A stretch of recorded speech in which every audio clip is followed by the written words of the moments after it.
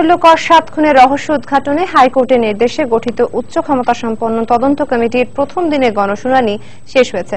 তবে নিরাপত্তার কথা বিবেচনা করে শুনানির স্থান সার্কিট হাউস থেকে সিদ্ধিরগঞ্জে সরিয়ে নেওয়ার অনুরোধ জানিয়েছেন নজরুলের ভাই।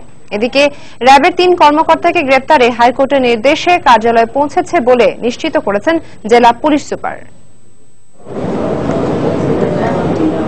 সকাল 10টা থেকে নারায়ণগঞ্জ সার্কিট হাউসে শুরু হয় গণশুনানি। সাক্ষ্য গ্রহণের দ্বিতীয় এই ধাপে সাক্ষ্য নেওয়া হয় সাধারণ মানুষের। এ সময় জেলা বারের সভাপতি সাখাওয়াত হোসেন তদন্ত কমিটির সামনে উপস্থিত হয়ে খুনিদের ব্যাপারে সতর্ক থাকার বিষয়ে তাদের পরামর্শ তুলে ধরেন। তাদের নিজস্ব ব্যক্তিদেরকে মন গড়া সাক্ষ্য প্রশিক্ষণ দিয়ে তাদেরকে এখানে প্রেরণ করতে পারে এবং তারা ঘটনাকে অন্যদিকে প্রবাহিত করার জন্য একটা হীন চেষ্টা করতে পারে। আমরা তদন্ত কমিটিকে বলেছি যাতে এই তদন্ত করার ক্ষেত্রে এই বিষয়টা গুরুত্ব সহকারে নেওয়া হয়। পরবর্তী গণশুনানি অনুষ্ঠিত হবে আগামী 15 মে। তবে নিরাপত্তার স্বার্থে পরবর্তী সাক্ষ্য গ্রহণ সিদ্ধিরগঞ্জে নেয়ার জন্য তদন্ত কমিটির কাছে অনুরোধ জানান নিহত কাউন্সিলর নজরুলের ভাই।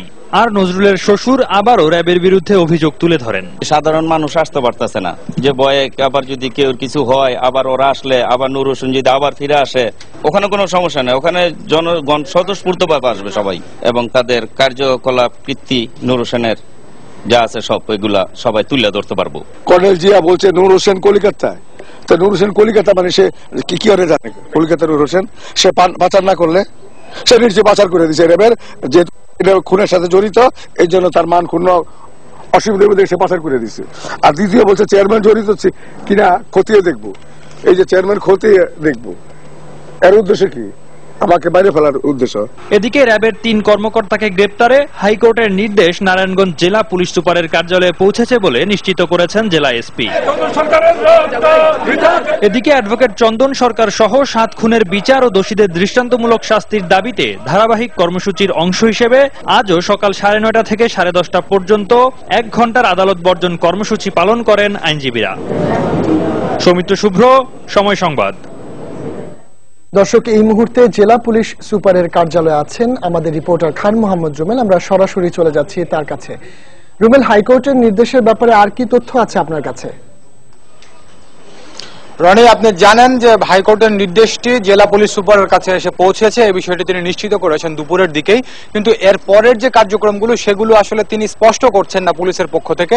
শুধু এতটুকু তিনি জানিয়েছেন যে আদেশটি তিনি পেয়েছেন এবং এর পরবর্তী যে কার্যক্রম সেগুলো কিভাবে পরিচালনা করা যায় সেই বিষয়টি তিনি খতিয়ে দেখছেন। তবে একটা বিষয় একটু জানাই যে জেলা পুলিশ সুপার কার্যালয়ের একটি অসমর্থিত সূত্রে কিন্তু আমি জানতে পেরেছি যে এরই মধ্যে নারায়ণগঞ্জে থেকে 2টি গাড়ি রওনা দিয়েছে যাদেরকে বিরুদ্ধে আদেশটি এসেছে তাদেরকে গ্রেপ্তারের জন্য। আবার আরেকটি সূত্র বলছে যে আজকের রাতে হয়তো অ্যারেস্ট নাও হতে পারে, হয়তো আগামীকালকে এই ব্যাপারে পরবর্তী করণীয় কি সেটি ঠিক হতে পারে। তো আসলে কোনোটি তথ্যই কিন্তু নিশ্চিত নয়, কারণ পুলিশের সদস্যরা এই ব্যাপারে কোনো মুখ খুলছেন না। এবং আজকে আপনি জানেন যে প্রতিদিনই আমরা দেখি যে নারায়ণগঞ্জ জেলা পুলিশ সুপার কিন্তু একটি ব্রিফিং করেন গণমাধ্যমের সঙ্গে, সর্বশেষ যে তথ্য সেটি কিন্তু তিনি দেন। তো আজকে কিন্তু আমরা বারবার অনুরোধ করার পরেও জেলা পুলিশ সুপারের কার্যালয় থেকে কিংবা জেলা পুলিশ সুপার নিজে কোনো ধরনের কোনো বক্তব্য দেননি। শুধুমাত্র তিনি স্বীকার করেছেন যে আদেশটি তার কাছে এসেছে এবং এই ব্যাপারে যে করণীয় গুলো আছে সেইগুলো তিনি ঠিক করছেন। তবে একটা বিষয় একটু জানাই যে এই ঘটনায় যে এরই মধ্যে 20 জনকে গ্রেপ্তারের কথা কিন্তু জেলা পুলিশ সুপার আমাদেরকে আগেই জানিয়েছিলেন এবং এই 20 জনের মধ্যে 7 জন সরাসরি এই ঘটনার সঙ্গে জড়িত ছিল তেমনটাও তিনি দাবি করেছিলেন। তো এছাড়া যে এজাহারভুক্ত যে আসামিরা রয়েছেন, এজাহারভুক্ত আসামিদের মধ্যে রয়েছে নূর হোসেন, হাসমত আলী হাসু, তারপরে ইয়াসিন সহ আরো যারা আছেন তাদের কাউকে কিন্তু এখনো পর্যন্ত গ্রেপ্তার করা সম্ভব হয়নি। এই বিষয়ে পুলিশ সুপার যেটি জানিয়েছেন যে এজাহারভুক্ত আসামিদেরকে তারা গ্রেপ্তার করতে না পারলেও এখনো পর্যন্ত যাদেরকে গ্রেপ্তার করেছেন তাদের কাছ থেকে অনেক গুরুত্বপূর্ণ তথ্য তিনি পেয়েছেন এবং মামলার উল্লেখযোগ্য অগ্রগতি আছে এমনটা তিনি দাবি করেছেন।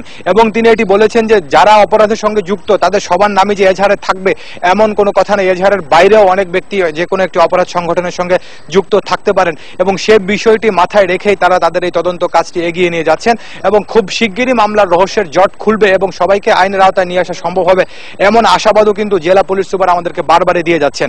তবে এখন যেটি আসলে সবার কাছে আগ্রহের বিষয় এবং আলোচনার বিষয় যে র্যাবের যে সাবেক 3 জন কর্মকর্তা আছে যাদের বিরুদ্ধে হাইকোর্ট থেকে গ্রেপ্তারি পরোয়ানা জারি হয়েছে তাদেরকে আসলে আইনের আওতায় নিয়ে আসা হবে কিনা বা কখন নিয়ে আসা হবে, সেই প্রক্রিয়াটি কিভাবে সম্পন্ন হবে সেই বিষয়ে কিন্তু আগ্রহ রয়েছে। তবে এতটুকু আমি আপনাকে রনি যে তিনজনকে অবসর দেওয়া হচ্ছে তাদের মধ্যে সেনাবাহিনীতে কর্মরত লেফটেন্যান্ট কর্নেল তারেক সাইদ এবং মেজর আরিফ হোসেন, তারা দুজন সেনাবাহিনীর কর্মকর্তা, এবং আরেকজন রয়েছেন নৌবাহিনীর লেফটেন্যান্ট কমান্ডার MM রানা। তো আমরা যেটি জেনেছি যে সেনাবাহিনীর যে দুজন কর্মকর্তা আছেন তাদেরকে অকালীন অবসর দেওয়া হলেও তারা যেই অবসরকালীন যেসব সুযোগ সুবিধা আছে সবগুলোই তারা পাবেন, এবং অবসর প্রস্তুতিকালীন ছুটি যে 1 বছর সেই সময়টা তারা পাবেন, এবং এই 1 বছর সময় তারা কিন্তু যে ক্যান্টনমেন্টে যাদের যে সরকারি বরাদ্দ বাসা রয়েছে সেখানে তারা থাকতে পারবেন। তো তারা এখনো পর্যন্ত সেই লগ এরিয়াতে অবস্থান করছেন, এই তথ্যটি আমি জেনেছি। তবে নৌবাহিনীর যে লেফটেন্যান্ট কমান্ডার তাকে বাধ্যতামূলক অবসর দেওয়া হয়েছে। তো অবসরের পরে সে কাগজপত্র নিয়ে নৌবাহিনীর থেকে চলে গেছেন, এবং সেই নৌবাহিনীর যে সরকারি বরাদ্দ ছিল তার যে বাসাটি সেই বাসাটি তিনি নেই।